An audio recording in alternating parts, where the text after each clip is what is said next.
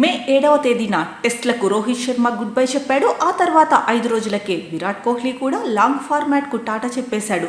ఉన్నట్టుండి సీనియర్లు ఇద్దరు ఎందుకు గుడ్ బై చెప్పారు?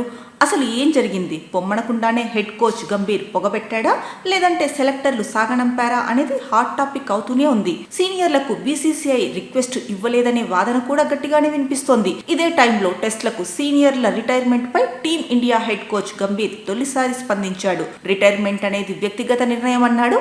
ఆటను ఎప్పుడు ఆరంభించాలి, ఎప్పుడు ముగించాలి అన్నది సెలెక్టర్లు కానీ కోచ్లు కానీ డిసైడ్ చేయరన్నాడు. అసలు రిటైర్మెంట్ తీసుకోవాలని సూచించడం తమ పని కాదన్నాడు. ఇద్దరు సీనియర్లు లేకపోవడంతో టీమిండియాకు సవాల్ తప్పదనే యాంగిల్ను అంగీకరించాడు. కానీ అదే టైంలో నిరూపించుకోవడానికి యువ ప్లేయర్లకు మంచి అవకాశం దొరికినట్టే అని కూడా అన్నాడు. బాధ్యతలు తీసుకునేందుకు తాము సిద్ధమని కుర్రాళ్లు నిరూపించుకోవాలన్నాడు. ఛాంపియన్స్ ట్రోఫీనే అందుకు ఉదాహరణగా చెప్పుకొచ్చాడు. బూమ్రా లేకపోయినా భారత జట్టు ఛాంపియన్గా నిలిచిందని ఇండైరెక్ట్గా చెప్పేశాడు. బూమ్రా లేని సమయంలో నిరూపించుకునేందుకు ఇతర ప్లేయర్లకు అవకాశం దొరికిందన్నాడు. ఇప్పుడు విరాట్ రోహిత్ లేకపోవడాన్ని కూడా అలాగే చూడాలన్నాడు. అయితే కోహ్లీ రోహిత్ ఎంతో అనుభవం ఉన్న ఆటగాళ్ళు అన్నాడు. సీనియర్ల వన్డే కెరీర్ పైన రియాక్ట్ అయ్యాడు గంభీర్. ఏజ్ అనేది మ్యాటర్ కాదు, అయితే వన్డే వరల్డ్ కప్కు ఇంకా టైం ఉందన్నాడు.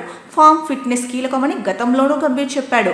ఆ రెండు అంశాలే జట్టులో ఉండేందుకు ప్రామాణికమవుతాయని తెలిపాడు.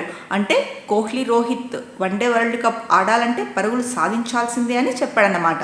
ఫిట్నెస్ను కూడా మెయింటైన్ చేయాలని తేల్చి చెప్పేశాడు. అయితే ఇప్పటికిప్పుడు భారత జట్టు ఫోకస్ ఇంగ్లాండ్ టూర్ పైనే ఉంటుందని గౌతీ అన్నాడు. వచ్చే ఏడాది T20 వరల్డ్ కప్ జరుగుతుందని గుర్తు చేశాడు. T20 వరల్డ్ కప్ పై ఎక్కువగా దృష్టి పెడతామన్నాడు. ఇక గత T20 వరల్డ్ కప్ తర్వాత పొట్టి ఫార్మాట్కు రోహిత్, కోహ్లీ గుడ్ బై చెప్పారు. ఇటీవలే లాంగ్ ఫార్మాట్ నుంచి తప్పుకున్నారు. ఇక వన్డేల్లో ఎంతకాలం ఆడతారనేది కూడా ఆసక్తికరంగా మారింది. అభిమానులు మాత్రం వన్డే ప్రపంచ కప్ వరకు ఆడతారని ఫిక్స్ అయిపోయారు. మరి వన్డేల్లో సీనియర్లు కంటిన్యూ అవుతారా, లేదంటే టెస్ట్ల నుంచి సైడ్ అయినట్టుగానే సడన్గా తప్పుకుంటారా అనేది కూడా హాట్ టాపిక్గా మారింది.